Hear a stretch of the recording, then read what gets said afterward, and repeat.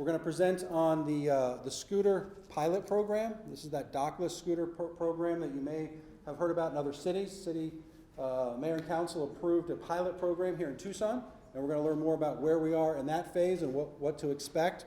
And then we also have the folks at Park Tucson sharing some research that they have done and some thoughts they have about potentially changing what happens with our meter system and some of our parking challenges downtown. The presentations, we're going to have them roughly about 10 minutes. They're not going to be extremely elaborate, but they should give you the details. We want to reserve about 15 minutes for each one for question and answer. So please feel free to ask questions at that point. If your question is really specific or about a certain area of downtown or certain situation, we may ask you to take that to the table after the presentation for more one-on-one information. We're really hoping to get a lot of different perspectives here today on these. So outside, in addition to the folks that are presenting, we have people from the Downtown Links and the Main Street project. We've got Stephen Britton. Who else do we have from that? So if you guys have questions on that, and Fernanda's in the back there, they'll have a table out front. The Complete Streets Policy, Vanessa, you are here. So she is with the Living Streets Alliance and has some great information about what's happening all across the city, not just in downtown, but all across the city with that. And of course, Mr. Zach Baker, the fabulous Mr. Zach Baker with the Downtown Tucson Partnership, if you've got questions about some of the resources. Very quickly, August, the third Thursday in August, we'll resume our merchant and retail meetings. We expect to have an update from the Arizona Bowl that's doing a big event here New Year's Eve, right? Yeah. So we'll have an update from them at that meeting. And we're also, the Downtown Tucson Partnership has done a fabulous job of retooling the downtown gift card. It's going to be very functional and a lot easier to understand. We're going to discuss that at the August meeting as well. So if you're a merchant, third Thursdays, we reserve those for meetings. And as you can see, we deviate a little bit from that forum when necessary. So without much further ado, I would like to bring up Andy. Andy, why don't you come on up here? You are with the City of Tucson? Yep. The Bicycle and Pedestrian Program Coordinator? That's right. That's outstanding. And now the Scooter Coordinator, Yeah, right? seem to be. All right, thank you. Thanks. And I just want to start by thanking Downtown Tucson Partnership for giving us this opportunity. I want to take advantage of every chance we have to talk to public, to talk to merchants about electric scooters pilot program, get your feedback. So thank you so much for putting this forum together and inviting us. I may have tried to cram way too much information into these slides. I'm going to do my best to keep it to 10 minutes. Zach will keep me honest. If I don't get to everything, I will be here after up by the table, so we can feel free to come up and we'll talk more. So to start, yes, my name is Andy Bemis. I'm the Bicycle and Pedestrian Program Coordinator with the Department of Transportation, soon to be Scooter Coordinator as well. And so today I'm just going to give a quick overview of what is shared micromobility in general to make sure we're all starting on the same page, because we may have different understandings. Some people may have experienced electric scooters elsewhere, maybe no, someone haven't. So we'll give a little background on that. We'll talk about what are the pilot program goals here in Tucson, what are we trying to achieve by trying this out here. We'll get into some of the details of the pilot program, the regulations we've put in place for the pilot program. Talk about the timeline, and talk about how we intend to evaluate whether it's successful or not. Hopefully leave time for some questions, and I hope I'll address most of your concerns. So shared micromobility generally, a quick background. Really it's about providing people options and other ways to get around our cities without necessarily needing to get in the car and drive somewhere by themselves. They've been around in the form of dock-based systems like our To-Go bike share system in the country for about the last decade, a little less. We launched in 2017 with To-Go bike share. But more recently, like very late 2017, early 2018, we've really seen an explosion in both hybrid and fully dockless micro-mobility options, shared mobility options. And so those have come in the form of dockless bicycles, some hybrid types where there's docks you can lock to, but you don't necessarily have to, and then fully dockless scooter operations. Of course, both dock-based systems and dockless systems have their own pros and cons. Dock-based systems, their advantages are that you know where that dock is. As a user, you're very likely to expect, I'm going to know where I can find a bike. You know where you can leave one. It's very consistent, and they're relatively easy to use. Disadvantage, of course, is if you don't happen to live or work near where there is a dock or it's not near you, it might not be that accessible to you. It might not actually serve your needs. They also tend to be more expensive to own and operate than dockless systems. On the other flip side of the coin, a fully dockless system like either bikes or scooters, the advantage being from a user perspective, very convenient. You can take it right to where you're trying to go. If there's enough in the community, they're easy to find on your smartphone app. There's likely to be one near you, so very, very convenient. On the downside, they're less orderly than a dockless system because you don't have to return it to a specific location, so that you can end up with some clutter issues and some safety issues, which we'll talk about how we plan to try and address those moving forward. So that's kind of the lay of the land. So as of this past March, there were dockless, like I said, has really exploded across the country, the world, but the U.S. in the last year or so. So there are over, at this point, I think 80 to 100 cities that have some form of either dockless bikes, dockless scooters, or both. So for the pilot program here in Tucson, the goals we're really trying to achieve, like I mentioned earlier, are offering low-cost mobility options for our residents and our visitors. So right now, especially for short trips, there's not necessarily a need to get in a car and drive somewhere for a mile or a 2-mile trip, but right now we might not have, if you don't own your own bike or maintain your own bike, or you don't live near to-go, there's not really an option for you, and so you have to do that. Transit might, it's inefficient for you to go such a short distance on a transit system. So really to try and fill this gap of low-cost, affordable, accessible mobility options. And also to ideally reduce the number of motor vehicle trips, especially in our urban core, and all the associated benefits that come along with that, whether it's less congestion, especially at peak hours, less wear and tear on our roads, less emissions. And then to support first and last mile transit connections, so hopefully grow our transit user shed. So when you get off the bus, if there's a dockless mobility device there for you, you can take your scooter, expand the range you can go from using transit, or vice versa when you're trying to access transit. It'll help you get there quicker. And finally, support the local economy, businesses, and tourism. So both in the form of providing jobs for the companies that will come and operate here, also just providing more opportunities for people to engage with local business in our urban core and our downtown, Fourth Ave, U of A areas, and an attraction for tourism as well. So of course, they're not all upsides. There are several concerns that we've both seen and heard from other cities and what we've heard from Tucsonans in our outreach efforts so far. You can probably think of them. Actually, let me just ask really quickly, who has experienced electric scooters somewhere in another city? Just raise your hand so we kind of get to some people, and who has not? So, okay, great. So it looked to me about 50-50. So, what we've seen in other communities, obviously speed and safety are a primary concern. Safety both for the users of an electric scooter and for pedestrians. Parking and travel behavior, so a lot of people might be coming to, and we know this from experience in other cities, coming to using scooters who aren't used to riding a bike or other types of transportation, so they may be less familiar with the rules of the road on a device like that. They may be coming from exclusively driving or walking. And then obviously parking behavior, so blocking ADA access areas, blocking sidewalks, riding on sidewalks. They can become unsightly. There's definitely issues of vandalism to the scooters, more of a concern for the operators themselves, but certainly vandalized scooters around town is a problem. Underage riding, and then just the fact that a lot of these challenges sometimes can be hard to enforce appropriately. So the city's strategy, in about the fall of last year, fall 2018, we got direction from mayor and council to consider a pilot program for Tucson and what that might look like. We had the advantage of learning from a lot of other cities and also a lot of published guidelines. So just in the less than last year, Transportation for America has produced a micromobility playbook. The National Association of City Transportation Officials have published guidelines on regulating shared micromobility. The International Municipal Lawyers Association did the same.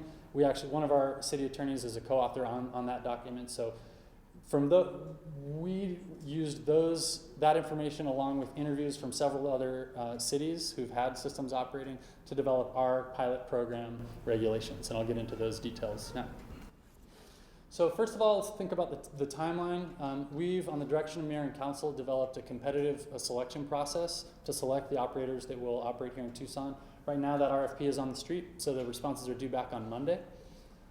We expect that we'll take, depending on how many responses we get, we'll take some time to review them thoroughly and score them and select the vendors to operate here. We expect to make that selection sometime in mid-June. Once we have the 2 operators on board, I would love to convene with the merchants here. We'll be doing some stakeholder outreach. So we'll have, the city stakeholders, the operators, and then our neighborhoods, our, downtown merchants, 4th Avenue, Main Gate, etc. Areas likely to be impacted, so we can really hammer out a lot of those details with the operators. So I expect we'll spend a few weeks doing that. We'll likely with the goal of launching sometime in August, which will hopefully give us the advantage if we're able to keep to that timeline of having some time before students return and some time after to consider how it's functioning before and after. The pilot period is set for 6 months from whenever we do launch, and we have the authority, we maintain the authority to make adjustments or terminate the program at any time if necessary, or to extend for an additional 6 months under pilot conditions. If after 6 months we determine that it's successful and we like it, we may transition to a more just permanent-based permitting system that doesn't have the sort of pilot requirements that we have in place now. So I'll try and go quickly. How am I doing on time? Yeah, 4 minutes. Okay, I'll try and go quickly for 3 minutes. Okay, so I might cut into some of that 15-minute Q&A, but I'll try and go quickly. We'll cover some of the details in these areas. So operations, so we are limiting on Mayor and Council's direction to 2 operators during the course of the pilot program. Each operator will be limited to 500 vehicles citywide, so that makes for 1,000 scooters across the city. We didn't put a geographic limit on where they should operate. We know from our discussions with vendors they're likely to want to launch here in the urban core, where there's the densities and the sort of business environment and walkable areas to attract ridership, but that said they don't have to, and we encourage them to launch in other ways, in other areas of town as well, and I'll talk about that in a second. There is some criteria for expansion. If after the program's going they want to launch, they can apply to us to launch additional vehicles, provided they're meeting what we call a minimum utilization rate of 3 rides per scooter per day. So if we're showing that they got 500 scooters out there, they're being heavily ridden, the community's really embraced them, and they think we're not oversaturated, they can apply to us. We're not obligated to approve it, but there's a process for that to happen. We require that they have a local staff. So there are different operational models when it comes to scooters. Some companies use part-time contractual employees to charge the scooters. I'll talk about charging in a minute. We're requiring to have at least one full-time Tucson-based staff member on their team. And in terms of operations, legally they'll be treated like bicycles. So they're meant to operate where a bicycle can operate. So that's in bike lanes, or on the street, on paths where bikes can go, not on sidewalks. We're not naive to think that won't happen. We've seen that it does happen in other communities, and there are several strategies we can employ to try and adjust sidewalk riding. And from a safety perspective, the vehicles we require that they're capped at a maximum speed of 15 miles per hour. They comply with safety standards in terms of functional brakes, lights for operating in dark conditions. There's an 18-year-old age limit. We require that vendors provide user education both on their website and in the mobile app on the smartphones before you check out a scooter. There's some screenshots of what that looks like from some other communities, where it's safe to ride, where you're supposed to ride, where you're supposed to park, where you're not supposed to park. And we encourage the companies to provide helmets at discounted or free at pop-up events around town. Because there's an 18-year-old age limit and they're treated legally like bicycles, there's not a helmet requirement, but of course it's a good idea to wear one, so we're encouraging helmet distribution. And then there's a whole, basically what's become industry standard, but intensive insurance and indemnification requirements, so that the city is being indemnified by the operator, and then the operator is being indemnified by the users. Geofencing, okay, yeah, 1 minute, all right. So geofencing is basically a form of limiting where people can use scooters. We can talk more about it in the Q&A, but there's scales of it, everything from it just shows you on your map when you check out a scooter where you're not supposed to ride, or you can implement no parking zones. You can implement slow speed zones. So during special events, if there's a particularly crowded area, you can say, max speed is only 8 miles per hour here, or a no ride zone where the scooter will slow down to 2 or 3 miles per hour. So it's functionally it's not a motorized device at that point. It's hard to balance on, so it's a no ride zone. And that it's dynamic and evolving. So we fully expect that both from a technological standpoint, as these companies are developing their tools for what they can do with geofencing, and from during the pilot program phase, we have the ability to implement a new geofence area, implement parking areas with geofencing technology. So parking concerns, the scooters, the operational model is that they are electric. They need to be charged. Most companies that we deal with collect their scooters at night, so they're charged at night and restaged every morning. So theoretically, if we did have clutter and really problems everywhere, they're collected every night, charged, and restaged in appropriate areas. Some companies restage on a rolling basis, but really they're meant to be parked clear of sidewalks, clear of ADA access ramps in what we call the furniture zone, which is the space between a curb and the sidewalk where that exists, or between the sidewalk and a building face, not in front of a building, not on private property. I'm just going to start moving faster here. So these are, we can encourage, this is what a kind of parking area looks like in some other cities. We haven't designated those yet, but if we foresee that it's necessary, it's something we can implement during the pilot. There's ways to incentivize that in the apps for people to park in those designated areas. And then we're also very interested in learning if and how electric scooter programs help serve the mobility needs of Tucsonans who are either low income, who don't have access, who rely on biking, walking, or transit to get around. So we do have what we call an opportunity areas incentive. So we're encouraging operators to launch. They can launch additional vehicles above their 500 vehicle cap if they do so in these areas, which we looked at demographic information, households without access to a motor vehicle, households living under the poverty line, and kind of develop these areas where during the pilot we can kind of test and see, is this helping serve mobility needs for people who of high need. We're asking that vendors have cash payment options, that they have reduced rates for qualifying low-income individuals, that they do a lot of outreach programming, and that they have bilingual materials. And then from an enforcement perspective, both parking agents and TPD there's riding behavior and parking behavior to enforce. Parking agents, TPD, can enforce those behaviors against users.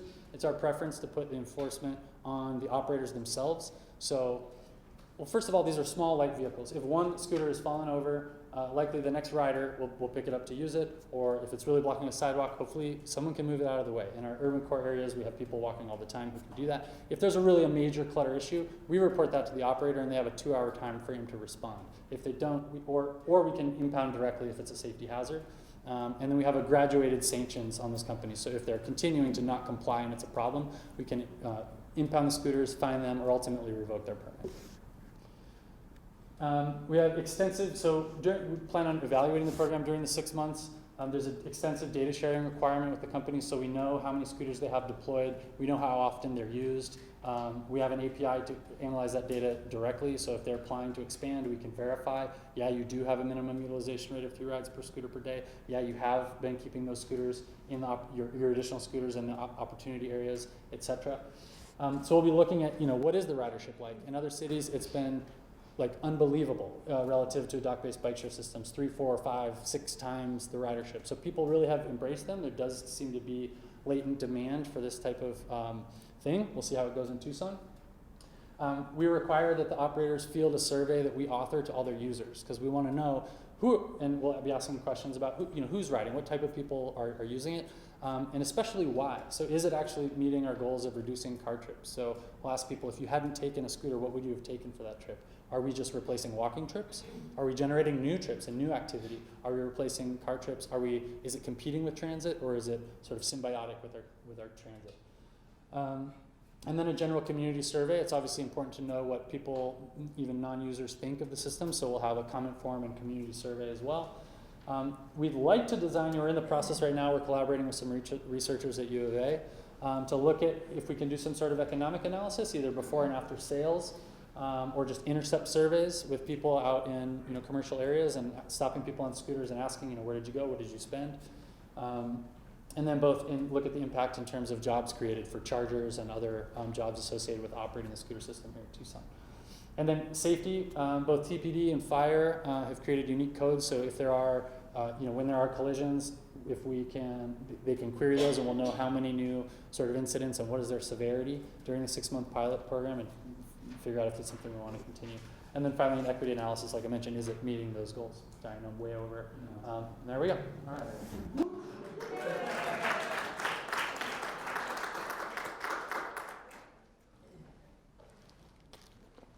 Happy to take any questions. Wonderful. I covered it all. Yes, sir. What's the range and how long does it take to recharge? That's a good question. I think it somewhat varies per operator. My understanding is they have about a 20-mile range. I don't know how long they take to recharge. I know it could be done overnight, potentially much quicker. I know some companies now, rather than pulling them off and charging them, they're doing just battery swapping. So they'll have batteries charged.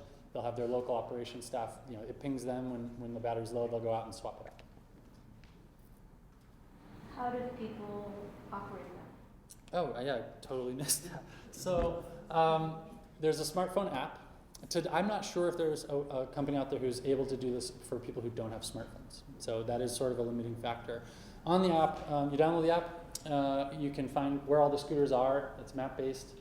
So you can walk to the scooter. Once you're there, there's a QR code that your camera will read, and it unlocks the scooter. Typically, it costs about $1 to unlock a scooter, and then there's a per minute fee after that. I've seen them range from 10 cents to 25 cents per minute based on the city.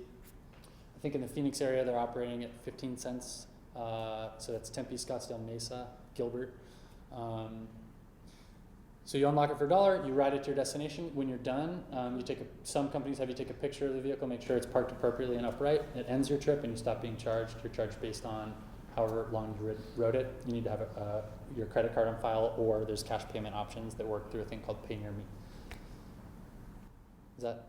Yeah. There's a throttle and a brake and lights. Well, with the increased need for enforcement, what would the funding come to maybe increase that enforcement? Because working downtown, especially at night, obviously there's been at times a decrease of, downtown Tucson or GPD. Will it be increased, focus on them coming down, and if so, who will pay for it? That's a great question. I will say that both for enforcement needs, for our staff time, it's a new program that we don't necessarily have new people to manage.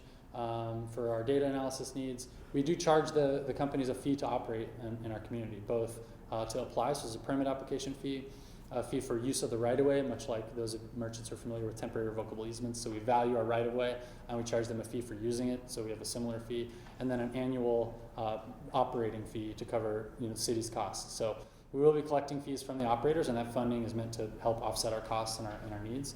Now, I don't think that are we necessarily going to be able to hire a bunch of new police and a bunch of new parking agents right off the bat with that. So this is something that we are going to have to work on. Like I mentioned, it's really our goal that we are incentivizing the companies to do as much of the enforcement for us. So while we're in the pilot, they have 2-hour response times. If they're being really unresponsive, they risk losing their permit here. So we're hopeful that we have an operator who's really willing to partner with us and work well, and then address concerns as they arise. So at this point, it's we can foresee some areas where there might be parking challenges. It's hard to foresee all of those, but that's kind of what the pilot's for. Address it and see how it's working. If it's something that the community really wants, but it's clear we just can't enforce the way we need to be with our current resources, we'll have to look at that at the end of the pilot and see, can we find resources to add to it, or can we find efficiencies? I've heard the U of A isn't allowing it on campus. Yeah. What's the logic? Yeah, I'm glad you asked that question. I forgot to mention it in the presentation. So yeah, U of A has their own jurisdiction, and they can make their own rules about how they operate there. We are in close touch with them. I think they're following ASU's example. So in Tempe, scooters are permitted to operate in the city. They're not allowed on ASU campus. I think in our discussions with them, they want to take a sort of wait and see approach. It's a big unknown. They say, the city's moving forward with the pilot program. Let's watch and see how that goes. Maybe we can find a way to incorporate them into campus operations. I think their primary concerns are around safety and clutter. We know during passing periods, U of A is very busy. I think they're concerned about a new kind of motorized device operating in such heavy pedestrian areas. They're concerned about clutter around campus. So I think they're planning on watching how it goes. They're communicating with us a lot. We are requiring, out of good faith with the University of Arizona, and we have an interest in maintaining positive working relationships with them, we're requiring our operators to geofence U of A. So for example, Tempe didn't do that, and they said the operators in ASU, you guys work it out. There will need to be close coordination between U of A and the operators, and I know several operators have already met with them. U of A has, I can't speak for them, but from our discussions, they've designated parking areas on the periphery of campus to try and, because recognizing that if you're not allowed to park on campus, but students are likely to be a high ridership population, that's going to put additional parking pressure on the periphery. So they've sort of tried to address that up front by identifying parking areas acceptable around campus. So, yep, for the time being, they're not allowing parking or riding on campus, and we're at least requiring that a no parking zone for that area. So will employees then, for like the charging jobs and those things, will they work for the company or are they city jobs? No, they would work for the company. And how are they doing their hiring? Do you know yet? That's a good question. Different companies do it differently. So in our RFP proposal, which is all online, by the way, if you go to this website, you can see the RFP, you can see all of the regulations and the opportunity areas map, all that. We've asked them to tell us what is your staffing plan, how do you do your hiring, how do you do your rebalancing, how do you do your charging. We'll be scoring those that have more professional operations, that have more full-time local staff more favorably than those that rely entirely on the gig economy model. You said that they offer just like a bike, so they're expected to utilize a bike lane, That's right. and where there is no bike lanes, and just like bikes are supposed to do, then they just take the lane. That's right. Now, obviously there's some safety concerns on our major arterial streets that don't have bike lanes in doing that. So it's not something we've included so far, although I think we may have conversations. Several other cities have looked at areas where speeds are posted above a certain threshold, maybe 30 miles per hour, where there is no bike lane present to allow their operation on the sidewalk, just from a safety perspective. So that's something we haven't done so far, but we might, once we get into it, consider if we are seeing a lot of scooters riding in high-speed traffic. That's something we obviously want to avoid. 1, 2. On the weekend nights downtown, will they not be operational during that time? So it depends. We haven't put in a time limit, so we haven't said they're not allowed to operate at night. Some companies, that's their model, so they recharge at night and they're not operations. Others, they are rebalancing and charging on a rolling basis, and so they don't have people collect them every night and charge them and put them back every morning. So they would be at this time. We've asked again in the RFP for people to propose to us what's working well in other cities. What is your operational model? That is something we are quick to jump on if it turns out that we're having serious issues at night from a safety perspective. That will be no ride zones at night. Yeah. I'm just asking, so what are the benefits of the scooters as far as the bicycles are in place? So why scooters? I just think You're bicycles asking- would be safer to add more bicycles. I see. So I think if I understand the question, it's what are the benefits to scooters when we have the bike share system, the Tugo bike share system in place? Well, couple of things I'd say to that. One, we love and appreciate Tugo bike share, but like I mentioned earlier, there are some limitations to its accessibility for people because it is dock based. So if you don't live or work or travel near a dock bike share system, it's not that accessible to you. It doesn't really serve you. Whereas these can serve other parts of town. Also, it's expensive to expand. The capital investment required in buying dock-based bike share systems is not trivial. And so while we would love to grow Tugo bike share, that takes a big capital investment. Whereas in this case, these are operators willing to come in, actually pay us to be able to operate here and provide this system that's dockless that can be accessible to more people. There are, like I said, there are safety issues with it. We hope that by starting with a pilot program, that we can figure out if and how that will work in Tucson. If not, we won't move forward. We think it's worth a try. And because it fills a gap that Tugo just can't quite serve. Yeah. But I will say, another thing on that, a lot of those other cities where scooters are operating also have dock-based systems. I don't think, from my experience, they're really a creature of the past and they're on their way out. It might be, the future's hard to tell, but I do personally just still think there is a place for dock-based bike share systems, especially as more electric bike systems are coming in. They're still in demand, people still use them, they serve a role, and we've seen that they can coexist. In some cities, scooters have cut into bike share ridership, and others they've sort of seemed to complement each other. So in Portland, for example, they launched thousands of scooters. They have a very big bike share system, but it kind of floated all boats. So scooter trips went up. Obviously, there hadn't been scooters before. Bike share system trips also went up. And so it seemed to be just drawing more people to choosing alternate forms of getting around their city. Thank you. Yeah, Thank you very much. thanks.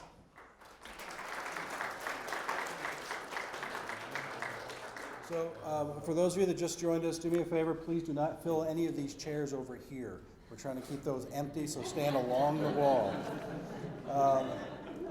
Just a quick thank you also. I should have thanked the AC Marriott for putting this together for us today. Very nice facility to have this event here today, so thank you very much. Again, if you've got questions for Andy or Donovan after he presents, we will have tables out front and encourage you to stop by, and also encourage you to maybe to stick around in the AC lounge and have a cocktail or beverage and chat about this. So I'm going to bring up Donovan. Where is Donovan here? Donovan's over here. So Donovan is with Park Tucson, and he's going to talk about some research and some possible ways forward. All right. So Donovan, thank you for being here. All right, thanks for having me. Thanks for coming, everybody. Thanks to the partnership and the Merchants Council. Sorry for hit the space bar for having us. I've got an issue I think of great interest today. I've actually got a lot of slides with a lot of data and information, and it all kind of points to a single punchline, and I'm quite sure they want to get to the punchline slide and get to discussing that. I'll have consumed all my time. But I do have some more slides after that that have some other parking issues that might be of interest and some information on some other programs we have that might be of interest. So if it's all right with Tom and Kathleen and Zach, after my Q&A, I'm happy to go through the slides. We also have information about some of those other things at our table out in the foyer. So without further ado, okay, so Park Tucson, we're a division of the City of Tucson's Department of Transportation. I'm the administrator. I report directly to the director and deputy director. We maintain, manage, and operate the city's parking garages and surface lots downtown, all the metered parking, neighborhood parking programs. We do the parking enforcement, and that's not just downtown, but citywide. We deal with reserved parking for special events and construction. We do collections on the fines, and we also work to plan for the future parking needs in a fast-growing urban environment. And I should mention, so we're a special fund. So although we're within the transportation department, we're part of the city. All the revenues that we generate cover the expenses of operating the parking system, and conversely, we're expected to cover all the costs of running the city's parking system with revenues that we generate. There's no commingling between the general fund of the city and what we do. So we have, we're still paying the construction costs on the Pennington Garage and the Central Garage, and so that's $1.8 million a year, and we have to cover all those costs. And so we're essentially running a parking business for the city, but we're not generally creating a slush fund for the city to do other things. We basically we put the money that we generate for the parking revenue back into the parking program, bringing technology upgrades, bringing improvements that make for better customer service. So I mentioned planning for future needs. So 2017 and 18, we did a parking study with a consultant, and the outcome of that was basically, downtown has enough parking in the most general terms, but the distribution of the demand and the supply doesn't always match up. There's areas, the government areas, it gets very full of parking. The on-street parking is very full during the day, but not so much at night.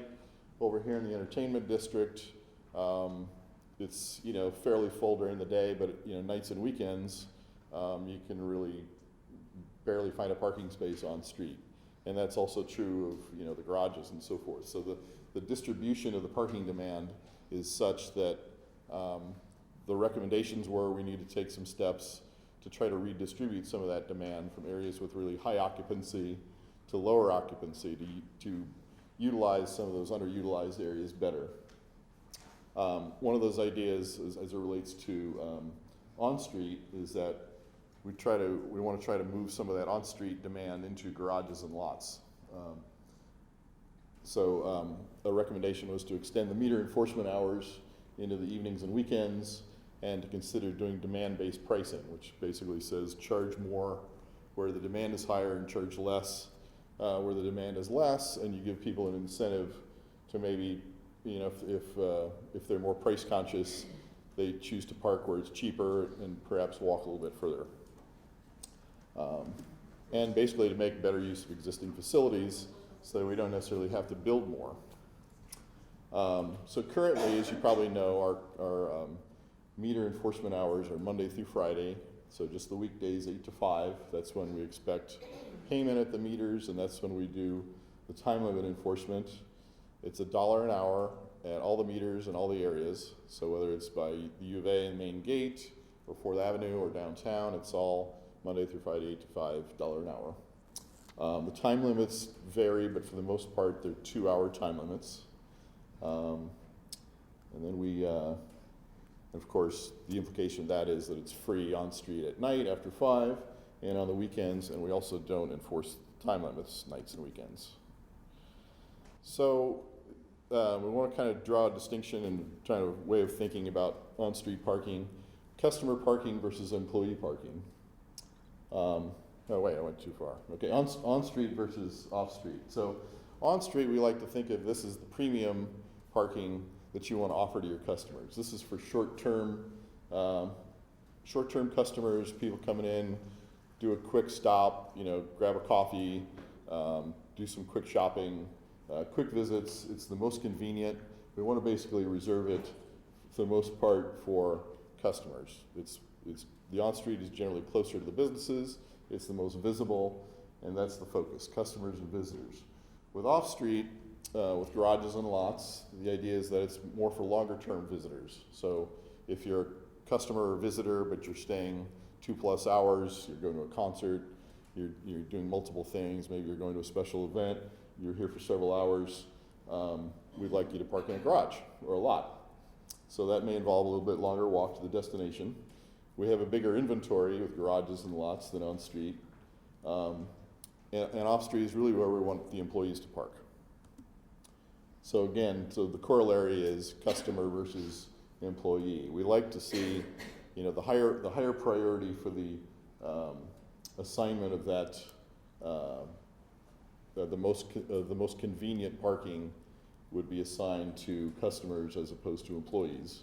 It's important that, you know, it's safe, well lit, clean and inviting. That's true whether it's for customers or employees, but basically the priority should be for the most convenient parking for customers. And the picture there, this is from Park Place Mall out there on East Broadway. They have signs at every entrance to every one of their driving bays through the parking lot that says, customers, you can park in close. Employees, you go park in the green painted areas that are further away. So we like to think that's the same philosophy we should have downtown. So employees park further away, you're there for a longer period, get the customers in to the closer, more convenient spaces. So parking occupancy obviously is a big issue because we said, you know, where it's higher, you want to charge more. 85% is kind of the benchmark for parking occupancy. So there's a lot of areas like in the entertainment districts where the occupancy is upwards of 90 to 100%. And when that happens, you know, the perception is there's no parking available. People start circling around, they drive around the block, they drive around more blocks, they look for parking, they get frustrated. Maybe the next time they don't come. So the parking industry kind of looks at 85% as the ideal parking occupancy, which, so anything, like I said, anything more than 85%, it encourages circling, looking for parking. That increases congestion, increases vehicle emissions, you know, air pollution, et cetera. And then there's studies that show a significant portion of traffic in urban areas consists of cars looking around for parking. So we want to minimize that. So 85% basically means we've got 1 or 2 vacant spaces per block, and that's enough to generally, you know, you can find a spot, you see spots are open, you take them, somebody else leaves, there's another spot or 2 available. Parking turnover is another key concept. So this is the rate at which parking spaces are occupied by unique vehicles over a period of time, and that's meaningful in the sense that this is how you think about how likely it is that your customers will be able to find parking where they're looking for it and when they're looking for it. So low turnover, it's a less sufficient use of the most desirable spaces. It's less likely the customers will be able to find on-street parking. Employee parking tends to reduce turnover because the employees are there for longer periods of time. So it reduces the availability of space for the customers. In downtown, especially in the entertainment districts, the turnover is low, especially nights and weekends when we don't charge for the parking and we don't enforce the time limits. Much of this is likely due to employee parking, but some of it's with longer term visitors as well. So I'm going to show you a series of these charts really fast. So we've done a lot of studies of turnover. You can see at the top, this is from the 100 block of North 5th Avenue, which is just a block north of here, north of Congress, by Hotel Congress. On the left, those are the ID spaces for the parking spaces in that block.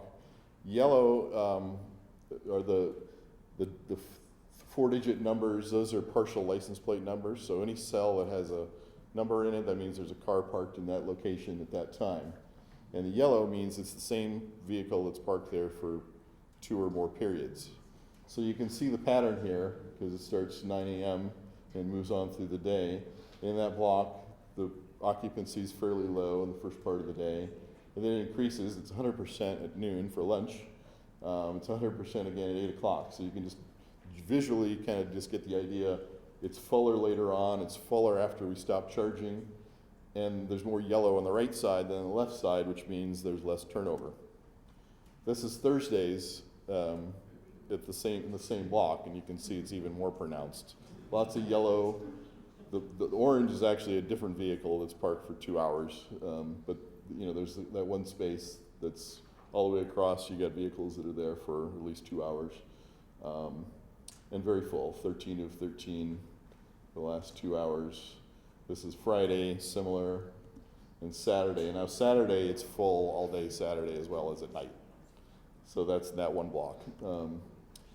This may be a little harder, but this is the 100 block of South Herbert. So this is over here by Cartel and Thunder Canyon, running south from Broadway.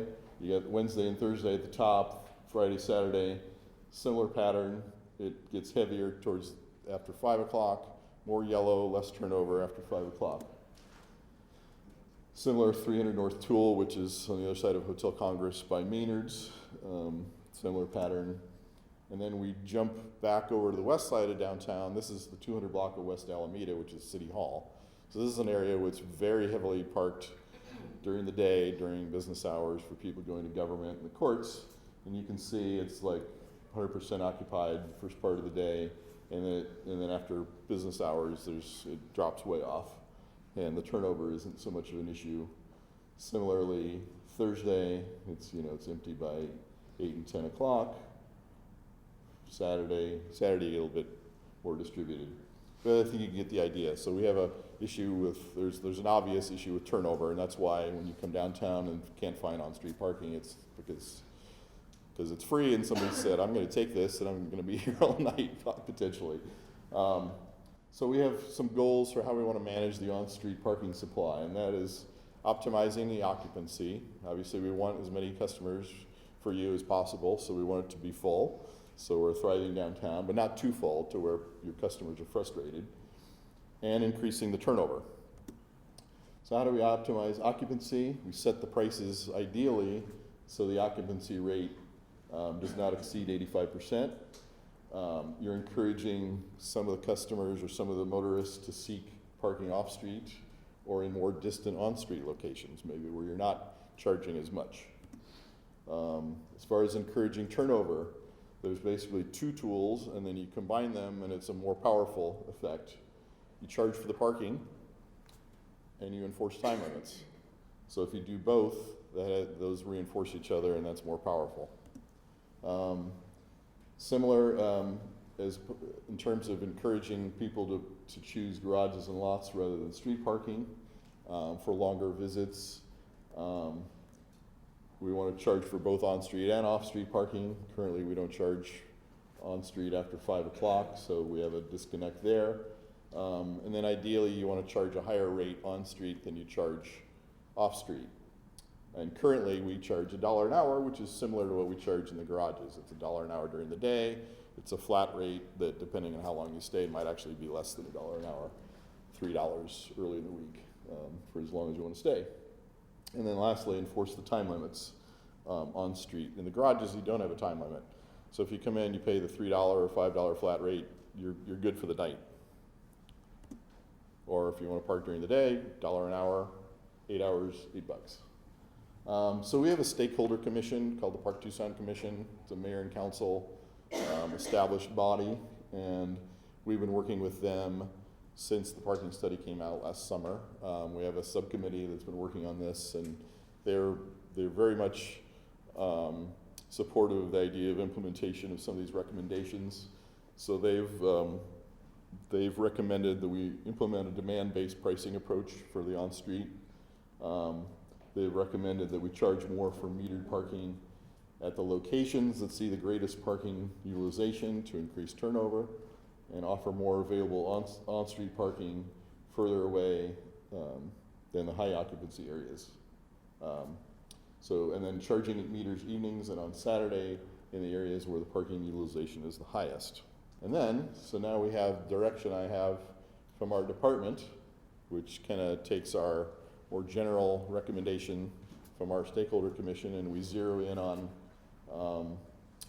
more specific recommendations. And we have regarding days and hours of meter enforcement. Charge for metered parking and enforce the time limits of the meters in the Congress Street Entertainment District until 12 o'clock midnight, Monday through Saturday. So that would be a change, extending the hours significantly, Monday through Friday, and also adding Saturday. This also applies to the entertainment districts in the 4th Avenue and Main Gate Square, so this isn't just downtown. Charge 7 days a week at the meters by the TCC, and then we'd keep the Monday to Friday 8 to 5 hours in the non-TCC, non-entertainment district areas. So we'd have areas where we would not charge on Saturdays, we would not charge after 5 o'clock, so people can still find the free parking after 5 and on those and on Saturdays. And then the meter rates, we do concurrently. We increase from the current rate of $1 to $1.50 in the Congress Street Entertainment District, which is the blue area in the map I'm going to show you in a minute, and it's outside, and $1.25 for most of the rest of downtown. So there'd be a slight increase for most of downtown, a higher increase in the Congress Street area, and then kind of a mixed rate by the TCC. And then in those perimeter areas where we don't change the hours, it also stays $1. So here's the map that expresses all that. This blue area is how we're defining the Congress Street Entertainment District for this purpose. So it's east of Stone, north of 12th Street, to the railroad tracks. Orange is kind of like most of everything else. And then yellow is this area surrounding the TCC. There isn't street parking in the north and the west, but there is on Church and Cushing. And then the red areas are far kind of south end and the west end. We currently have meters that are 6-hour time limits, and they're $1 an hour, and we keep those. So I'm out of time, and this is why, as I predicted, this part would consume all my time. I have some other information that we can go over afterwards if you're interested, but I guess now's my Q&A, so I'm sure there's some thoughts on this. Hey, Stephen. Hey there. I see you out on the street all the time. And I see you on the street all the time. Yeah. You and your dog. And I notice, people walking up to the meters and being confused about what they pay, when they pay.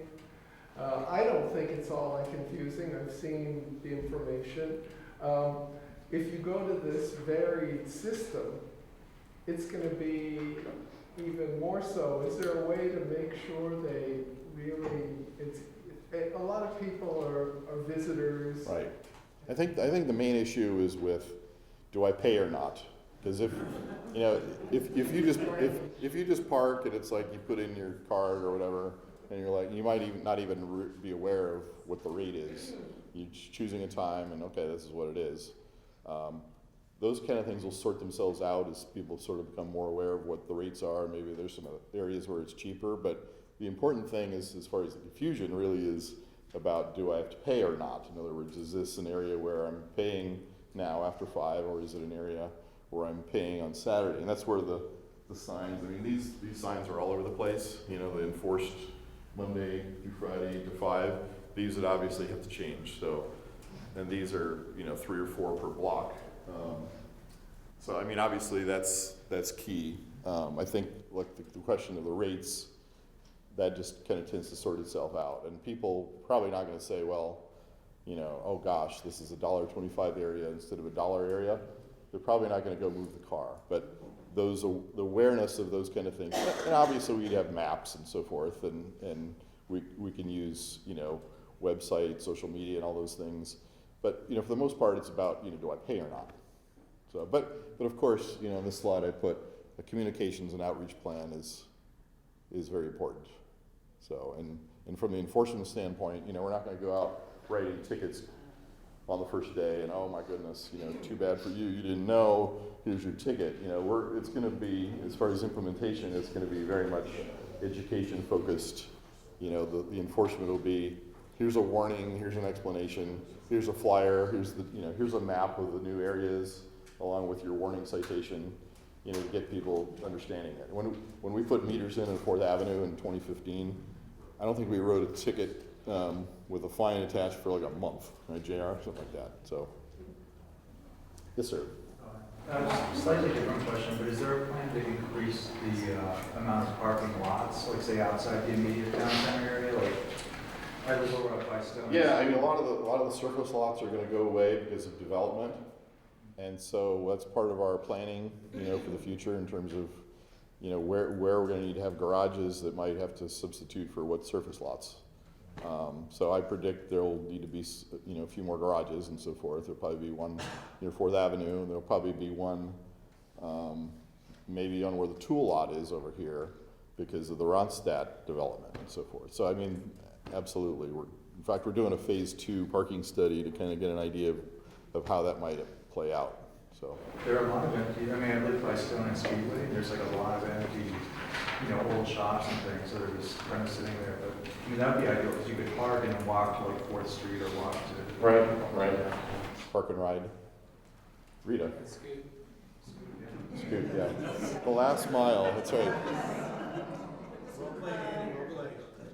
Well, concerned about recruiting and retaining entry-level minimum wage staff already. So how are we going to, great, because taking away $1.50 an hour from someone who makes $12 an hour. Well, we don't want them. We don't want to charge them. That's the idea. We don't want to. Well, we don't want to charge. Hey, hold on.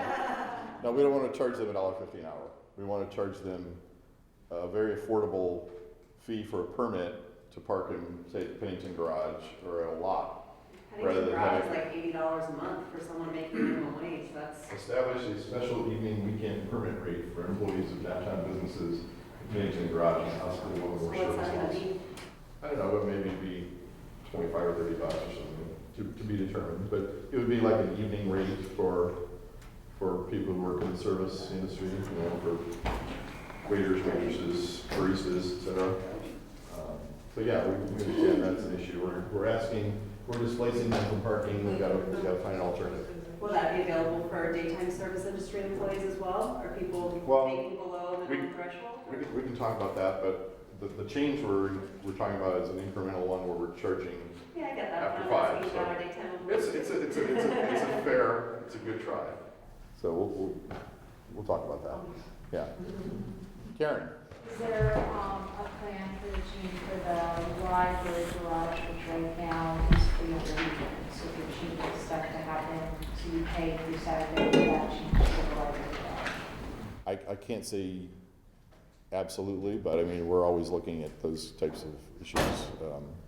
You know, I would imagine we charge only in the week. We don't charge on the weekend. We only go till 6 o'clock. I'd like to extend the hours at some point, and you know, I'm sure at some point we'll be charging on the weekends there. So, yes, sir. Coming from a place that serves alcoholic beverages, has there been any thought given to the fact that charging for longer periods of time during the weekend and at nights would make people less likely to leave their car overnight if they've indulged a little bit too much? Yeah.